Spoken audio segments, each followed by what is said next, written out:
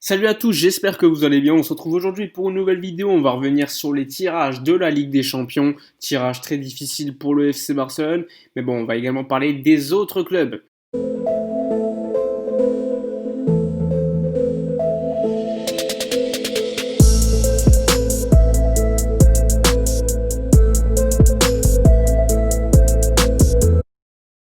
Le tirage au sort avait lieu aujourd'hui à 12h30. On connaît donc aujourd'hui les affrontements pour les huitièmes de finale qui auront lieu lors du mois de février ainsi que lors du mois de mars. Je vous le disais lors de vidéos précédentes, pour moi le FC Barcelone qui a terminé second de son groupe derrière la Juventus devait éviter en priorité certains adversaires, notamment le Bayern Munich ainsi que Liverpool. C'est chose faite avec comme adversaire cette saison en huitièmes de finale pour le Barça, le Paris Saint-Germain, donc un club qu'on a déjà affronté maintes et maintes fois en Ligue des Champions ces dernières années, que ce soit en 2017 lors des huitièmes de finale avec la fameuse remontada, ou encore en 2015 où le Barça s'était facilement qualifié. Il y avait eu également des affrontements lors de cette saison en phase de poule, 2014-2015, avant également avec la saison 2012 il me semble, où le Barça avait éliminé le Paris Saint-Germain au Camp Nou avec une rentrée fracassante de Messi qui était blessé et un but de Pedro il me semble, après une passe décisive de David Villa. Mais ce qui m'avait marqué c'était l'entrée de Lionel Messi qui était blessé, qui avait fait reculer littéralement le Paris Saint-Germain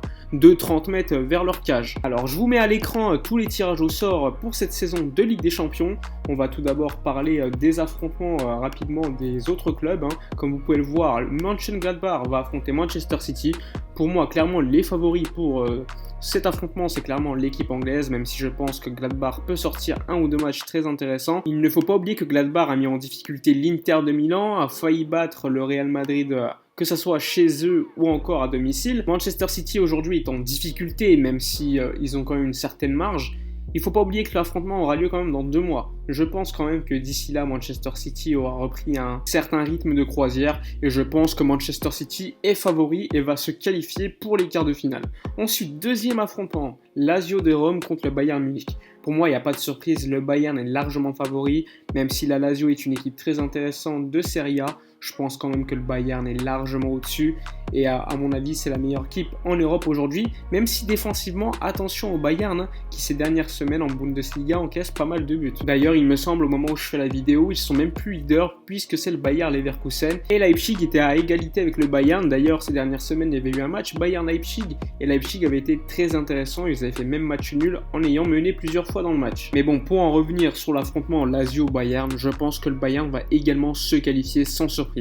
Ensuite il y a Atlético-Chelsea. Alors pour moi c'est peut-être l'affrontement le plus intéressant dans le jeu, avec l'Atlético qui s'est quand même largement amélioré au niveau du jeu par rapport aux saisons précédentes.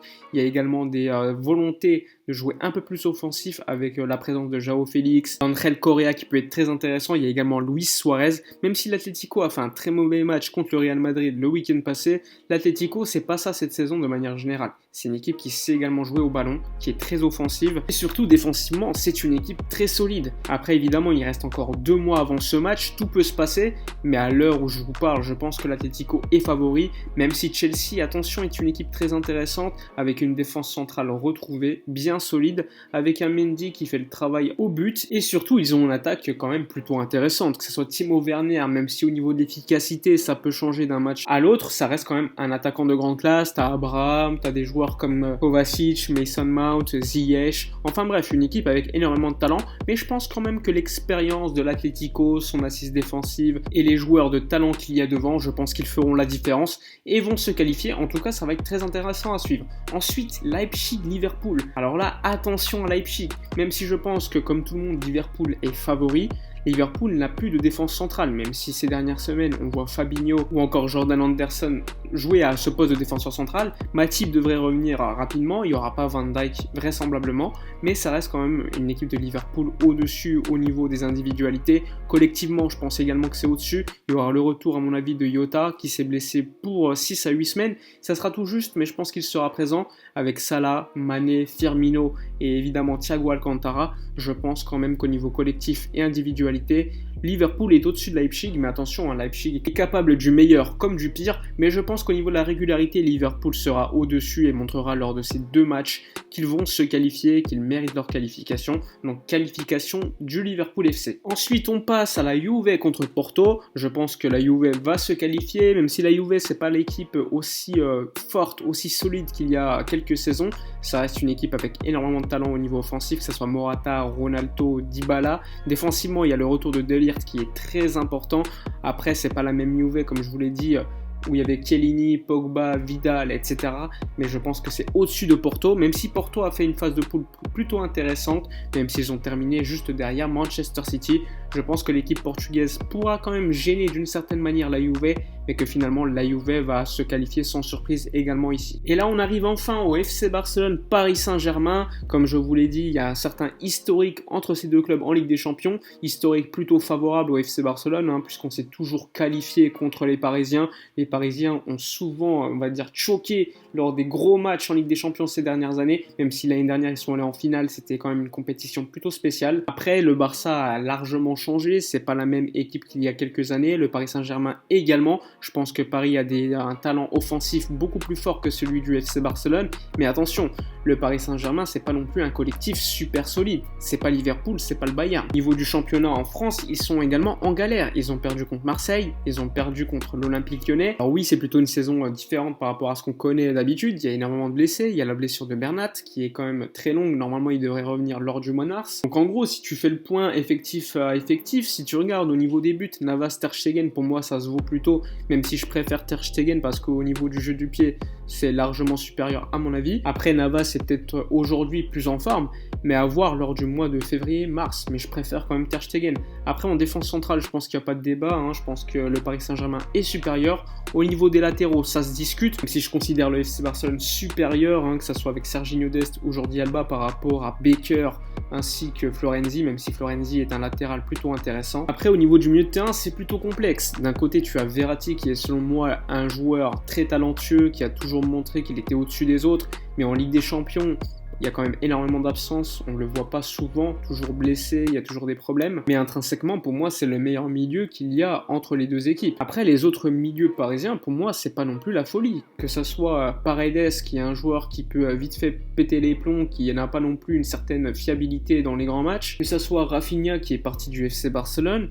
Franchement, quand tu compares avec, sur le papier, je veux dire, quand tu compares avec Pjanic, avec Frenkie de Jong, avec d'autres joueurs, d'autres milieux du FC Barcelone, je pense que le Barça a quand même un peu plus d'armes que Paris. Mais bon, là, évidemment, on parle du papier, ça veut rien dire, ici c'est l'animation collective qui va compter. Mais bon, on fait quand même une certaine évaluation au cas par cas pour voir à peu près où en sont les deux effectifs. Ensuite, au niveau offensif, je pense qu'il n'y a pas trop de débat quand tu as Mbappé ou encore Neymar, même si Neymar est blessé, normalement il devrait être présent à mon avis pour le match. Il y a quand même beaucoup plus de talent au Paris Saint-Germain, même si collectivement, je le répète, c'est pas non plus la folie, c'est surtout du Neymar FC, Neymar qui doit tout faire, un peu comme au FC Barcelone avec Lionel Messi, donc à voir évidemment. Après Mbappé, c'est un joueur qui peut mettre 2-3 mètres à notre défenseur central avec sa vitesse, donc tout est possible. Je pense quand même que le Paris Saint-Germain au niveau de son attaque est un peu plus supérieur, même si nous on a Messi, Griezmann, Dembélé. À voir si Ansu Fati sera de retour, normalement il devrait être absent, tout comme Piqué. Donc je vois quand même une attaque du Paris Saint-Germain un peu plus forte au niveau individualité, même si collectivement, comme le FC Barcelone, c'est pas non plus la folie. D'un côté tu as Koeman, de l'autre côté tu as Tuchel. Ce n'est pas non plus des coachs qui montrent énormément de choses au niveau du jeu aujourd'hui, même si Koeman vient à peine d'arriver. Tuchel, ça fait déjà quelques années, même s'ils sont allés en finale l'année dernière, au niveau collectif, c'était pas non plus la folie. En tout cas, ça va être encore une fois une rencontre très intéressante à suivre, à voir si le Paris Saint-Germain cette fois-ci enfin va réussir à passer ce plafond de verre contre une grosse équipe de Ligue des Champions, parce qu'assez souvent lorsqu'il passait c'était contre des équipes un peu plus faibles, donc on va suivre ça avec énormément d'intérêt. Ensuite, tu as FC Séville Dortmund. Je pense quand même que Dortmund va passer, même s'ils sont en difficulté au moment où je vous parle, puisque Lucien Favre a été tout simplement viré. Le FC Séville est en difficulté cette saison, même si depuis quelques semaines, ils ont quand même repris une marche vers l'avant. J'estime quand même qu'au niveau individualité et au niveau collectif, Dortmund, lors des grands soirs, ils sont capables de passer contre le FC Séville. Même si le FC Séville est capable également de sortir des grands matchs, je pense quand même que Dortmund est favori pour cette rencontre. Et la dernière rencontre, c'est l'Atalanta Real Madrid. Je pense que le Real va largement se qualifier, même si l'Atalanta est une équipe très intéressante au niveau collectif. Mais je pense que l'Atalanta est capable de perdre 5-0 comme ils sont capables de gagner 3-0. Donc c'est très compliqué de les juger lors des gros matchs de Ligue des Champions. En tout cas, ça va être très intéressant à suivre. Dites-moi dans les commentaires vos pronostics, votre avis sur le tirage Barça-Paris Saint-Germain. N'oubliez pas de liker, partager, commenter et vous abonner à la chaîne si ce n'est pas fait. Moi, je vous dis à la prochaine et d'ici là, comme d'habitude, portez-vous bien.